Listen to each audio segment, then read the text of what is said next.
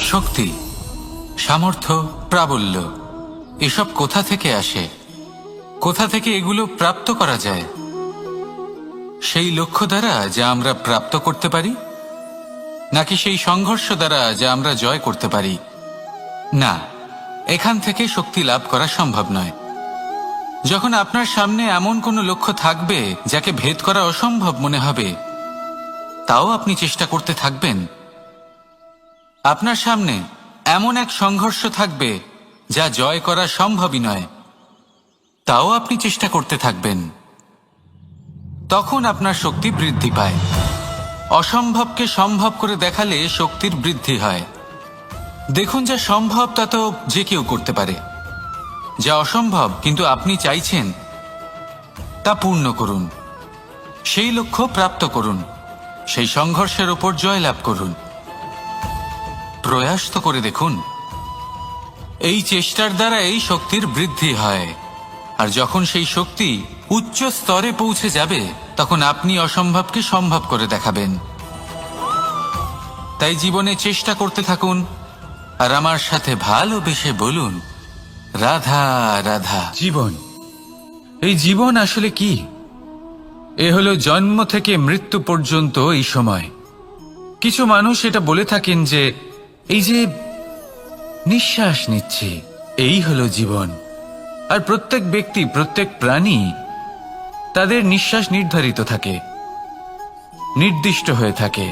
তাকে সেই নির্ধারিত নিঃশ্বাস নিতেই হয়। তারপর তিনি মৃত্যু লাভ করেন। কিন্তু এটা কি সত্যি? সত্যি কি মনুষ্য জীবন এই নিঃশ্বাসের উপর নির্ধারিত থাকে? এই নিঃশ্বাসের গণনাই কি মনুষ্য জীবনের অস্তিত্ব? কখনোই নয়। মনুষ্য জীবন শুধু কিছু নিঃশ্বাস নয় যা একদিন থেমে যাবে। মনুষ্য জীবন হলো সেই নিঃশ্বাসের মধ্যেকার সেই সময় যা দেখে অন্য কারোর নিঃশ্বাস স্তব্ধ হয়ে যেতে পারে। সেই মুহূর্ত যেখানে মানুষ আপনার মধ্যে সেই প্রেম দেখতে পারে, আপনার সাহস দেখতে পারে, আপনার শক্তি দেখতে পারে, আপনার চেষ্টা দেখতে পারে, আপনার পরিশ্রম দেখতে পারে, অন্যায় আর দুর্নীতির বিরুদ্ধে আপনার যুদ্ধ দেখতে পারে।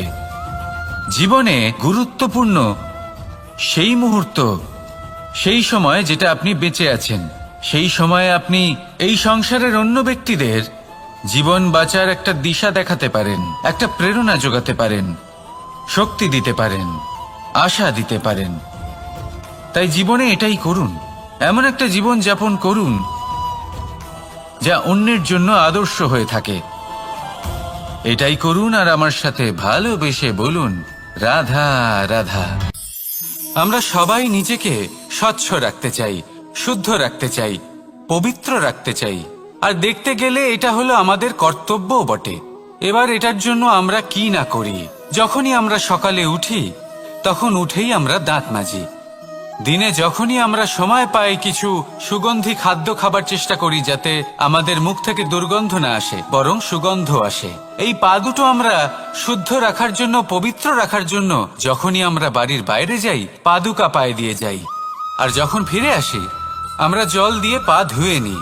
মনে রাখবেন, সেই ব্যক্তির মুখ হলো সব থেকে বেশি পবিত্র যে মুখ দিয়ে ঈশ্বরের নাম নেওয়া হয়, যার বাণী হলো অত্যন্ত শুভ, যা মানুষের পথ প্রদর্শন করে, যা মানুষকে শান্তি দেয়।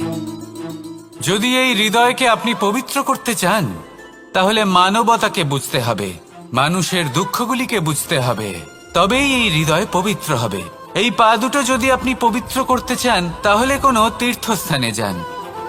ওখানে হয়তো আপনি জানেনও না যে কতজন সৎপুরুষ, কতজন মহাপুরুষ এসেছেন। তাদের চরণের ধুলো সেখানে পড়েছে, যা আপনার চরণ শুদ্ধ করে তুলতে পারে। যদি এই হাতগুলি আপনি পবিত্র করতে চান, তাহলে এই হাত দিয়ে শুভ কর্ম করুন, দান করতে শিখুন। আর যদি এই আত্মা আপনি পবিত্র করতে চান, একটাই বিকল্প আছে, প্রেম, শুদ্ধ নিঃস্বার্থ প্রেম। এই প্রেম বিতরণ করতে থাকুন। আপনি শুদ্ধ থাকবেন, পবিত্র থাকবেন। আসুন আমার সাথে ভালোবেসে বলুন, রাধা রাধা। কখনো এটা ভেবে দেখেছেন কোনো বিশেষ স্থানে বা বিশেষ পরিস্থিতিতে সবথেকে বেশি গুরুত্বপূর্ণ কি হতে পারে? যদি শরীরের কথা বলি তাহলে সবথেকে বেশি গুরুত্বপূর্ণ হলো মস্তিষ্ক আর মন। যদি ব্যবসার কথা বলি তাহলে সবথেকে গুরুত্বপূর্ণ হলো ধন। রাজ্যের বিষয়ে কথা বললে সবথেকে গুরুত্বপূর্ণ হলো রাজা। আর সমাজের কথা যদি বলি তাহলে সবথেকে গুরুত্বপূর্ণ হলো আমাদের গুরু। এবার এই সব গুরুত্বপূর্ণ কারণ এদের হাতেই সব থাকে। দেখুন, হয় এরা আমাদের উত্থানের পথে নিয়ে যেতে পারে অথবা আমাদের পতনের দিকে নিয়ে যেতে পারে। এবার যদি কোনো অসামান্য রাজা হন যিনি কিনা সত্যবাদী, যিনি একজন ভালো রাজা, তাহলে তিনি সেই দেশকে, সেই রাজ্যকে বিকাশের পথে নিয়ে যাবেন, আর নয়তো অন্ধকারের পথে নিয়ে যাবেন। যদি এবার গুরুর কথা বলা হয় তাহলে জেনে রাখুন, গুরু যদি শ্রেষ্ঠ হন তাহলে সংস্কৃতির সর্বশ্রেষ্ঠ স্তরে উনি এই সমাজকে নিয়ে যাবেন। যদি গুরু পাখণ্ডী হন, লোভী হন, লালসাগ্রস্ত হন, তাহলে এই সমাজেও এই পাখণ্ডতা, এই লোভ, এই লালসাই প্রকাশিত হবে। ঠিক এইভাবেই জীবনে, মানুষের জীবনে প্রেমেরও এক গুরুত্বপূর্ণ স্থান রয়েছে। যদি মানুষের মনে প্রেম থাকে তাহলে ধরে নিন সে জীবিত রয়েছে, আর যদি না থাকে তাহলে সে মৃতই প্রায়। যদি রাধা কৃষ্ণের বিষয়ে কথা বলি, বলবো কৃষ্ণের জীবনে যদি রাধা থাকে তাহলেই কৃষ্ণ হলো কৃষ্ণ, আর যদি রাধা না থাকে তাহলে কৃষ্ণ হলো যে কোনো পশুরই সমান। আসলে পশু থেকে মানুষ হওয়ার এই যে যাত্রা, এর আধার হলো প্রেম। এই প্রেমকে মনে জাগ্রত করে রাখুন আর আমার সাথে ভালোবেসে বলুন, রাধা রাধা। প্রেম, এই প্রেম আসলে কি? বেশিরভাগ মানুষই বুঝতে পারেন না, কিন্তু এটাতে তাদের কোনো দোষ নেই, কারণ তাদের কাছে প্রয়োজনীয় জ্ঞানই নেই। এবার প্রেমের বিষয়ে আজ আমি একটা ছোট্ট কথা বলতে চাই। আপনি দেখবেন কিছু মানুষ যখন কাউকে ভালোবাসেন তখন তাদের মনে হয় সেই ব্যক্তির ওপর ওনার অধিকার রয়েছে।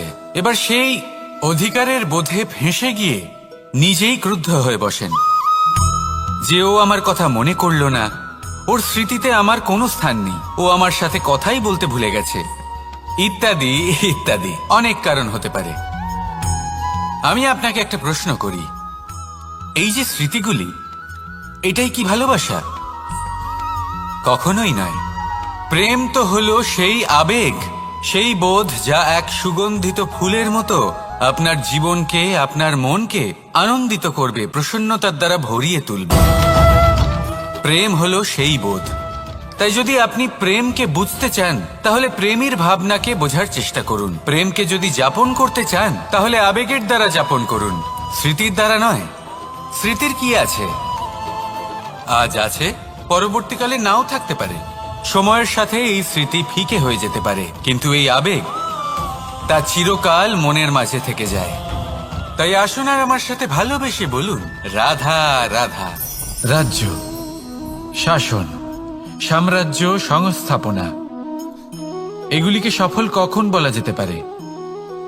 কোনো কোনো বুদ্ধিজীবী বলেন তখন যখন চারিদিকে শান্তি থাকে, কারোর মনে কোনো প্রশ্ন থাকবে না, শঙ্কা থাকবে না।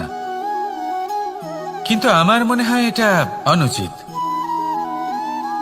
কোনো রাজ্যের পক্ষে বা কোনো শাসনকালে সবথেকে বড় সংকট তখন আসে যখন সবথেকে বেশি যোগ্য ব্যক্তি বা সবথেকে বেশি বিদ্বান ব্যক্তিও শুধু মুখদর্শক হয়ে বসে থাকেন।